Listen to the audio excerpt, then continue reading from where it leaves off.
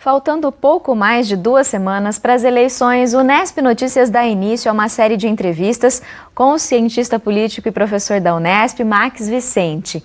Nesta e nas próximas 2 quintas-feiras, ele vai estar com a gente aqui no estúdio para falar sobre as principais questões que marcam a disputa eleitoral deste ano. E nós começamos tocando num ponto fundamental, que é a consciência na hora de votar. Professor, muito obrigada pela sua presença aqui mais uma vez. Eu que agradeço a oportunidade. Nessa temática, professor, a gente vem observando que o foco do eleitorado neste ano parece estar na escolha do presidente. Pelo menos o que a gente observa nas discussões, né, está bastante voltado para a escolha do presidente. Mas existem outros cargos que a gente não pode deixar de considerar nessas eleições e que são tão importantes quanto, né? Evidentemente, né, é muito oportuna a pergunta, não é? Porque se nós formos olhar o que vai acontecer nesta eleição, nós vamos escolher governadores, não é? Deputados estaduais, deputados federais, senadores, ou seja, não só apenas o cargo executivo, mas também o legislativo. E é importante que se saliente que algumas das questões que nos tocam no cotidiano não passam nem pelo governo federal, algumas passam pelo governo estadual, principalmente a questão da segurança, a questão da saúde, a questão da educação, que são os pontos nevrálgicos para a população, aqueles pontos mais críticos, não é? Depende muito da existência ou da não existência de políticas públicas estaduais, não federais.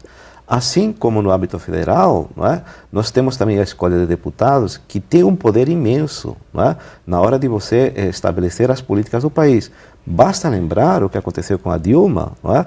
Que ela foi deposta em função do legislativo, ou seja, os deputados eles se manifestaram contra.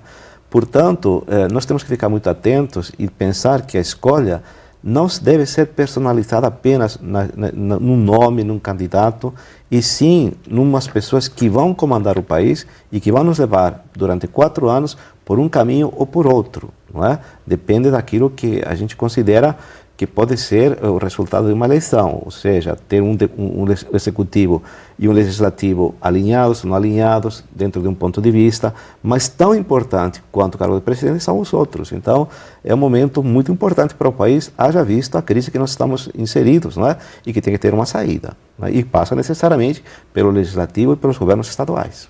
Falando especificamente dos deputados estaduais e federais, mesmo com a reforma política, eles continuam sendo eleitos pelo método da proporcionalidade. Gostaria que você explicasse para a gente o que significa esse método. Bem, é a forma tradicional pela qual nós escolhemos os nossos representantes no legislativo, não é? Quer dizer, aí não há segundo turno, nós temos apenas um único turno. Para o executivo podemos ter 2 turnos e é isso que vai acontecer provavelmente. Mas a escolha é fácil de ser entendida, embora exija um pouco de cálculo de matemática, né, para poder entender o processo. Mais ou menos a coisa funciona assim, uma vez que acaba o processo de eleição, quer dizer, depois das 5 horas da tarde, não é? Então se faz um cálculo dos votos válidos que nós temos, seja para partido, seja por legenda, seja por candidato, e se somam os votos válidos tanto no âmbito do legislativo estadual como no âmbito do legislativo federal. São 2 processos que caminham paralelos. Significa o seguinte, o que é um voto válido? O voto válido é aquele que está cumprindo as normas, ou seja, excluem-se o branco, os nulos, aqueles que foram votados errados, voto de protesto, que o pessoal coloca outras questões, não é?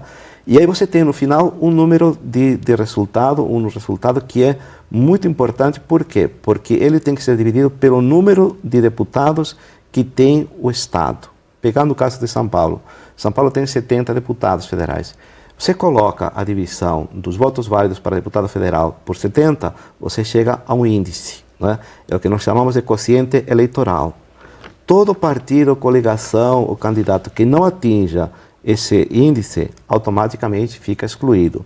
E aqueles que ultrapassam esse índice, os votos que tem a legenda, o deputado, o partido, se somam e se dividem pelo índice e dá um número, que seria o número de deputados que essa coligação tem, e, portanto, essa coligação teria que escolher esse número de deputados nos mais votados, não é? E assim você vai fazendo até cumprir todas as vagas, não é? E preencher todas as vagas. Costuma sempre ter sobras. O que é a sobra?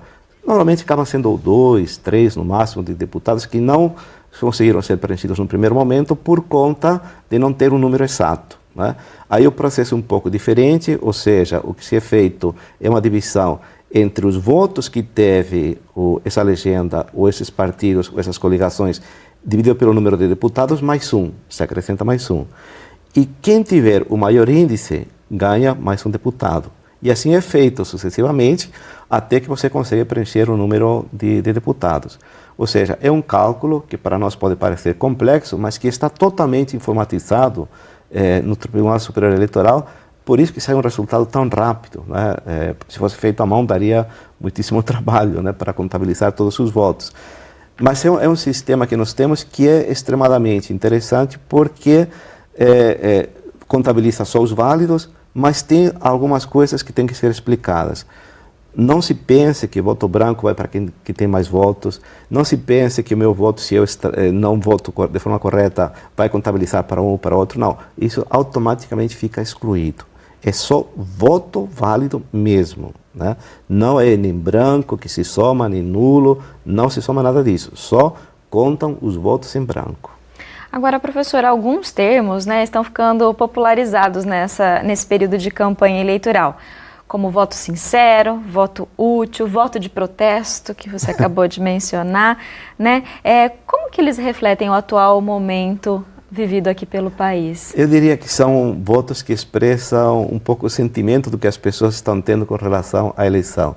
Ou seja, não saber e não ter muito claro em quem votar, como votar e o que significa o voto que você vai colocar na urna aí muito em breve, não é? Na verdade, nós temos um único voto, não é? Quer dizer, isso que tem que ficar bem claro. O que você faz com esse voto é aquilo que você quer para o teu país. Portanto, deveria ser minimizado muito essa questão de voto útil, voto de protesto, não é? São manobras que são, de alguma forma, elaboradas na infraestrutura do processo eleitoral para conseguir ganhar mais votos. Tipo, não desperdiça teu voto, me dá porque aí eu sou eleito. Não, o voto é uma convicção, né? Você acredita num programa, num partido. Então, não tem nem voto útil nem não útil. O voto é um só, né? Então, use bem o seu voto. Por quê? Porque ele é o que vai, no final das contas, decidir não só na escolha dos deputados, dos senadores e dos governadores, como também do presidente, não é? Portanto, não é bom entrar nesse modismo dos nomes e sobrenomes, não é? Que muitas vezes estão a serviço de outros interesses que não os que seria a lisura do processo eleitoral. Tá certo, professor. Eu agradeço mais uma vez a sua presença e a gente volta aqui na próxima quinta-feira para falar mais sobre a eleição. Será um prazer, e já bem próximo do processo eleitoral. Com certeza. Obrigada, professor.